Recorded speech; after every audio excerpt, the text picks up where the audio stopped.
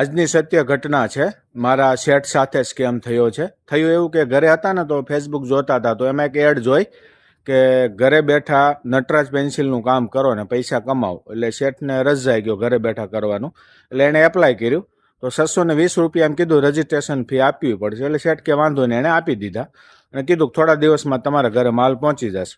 વાત પૂરી થઈ ગઈ. સવારે કારખાને આવ્યા ને તો પછી બીજા દિવસે પાછો ફોન આવ્યો કે તમારા એરિયામાં અમારું કામ નથી પહોંચી શકે એમ, તો અમે તમારા 620 રૂપિયા પાછા આપી દઈએ છીએ. એટલે શેઠ કે વાંધો નહીં.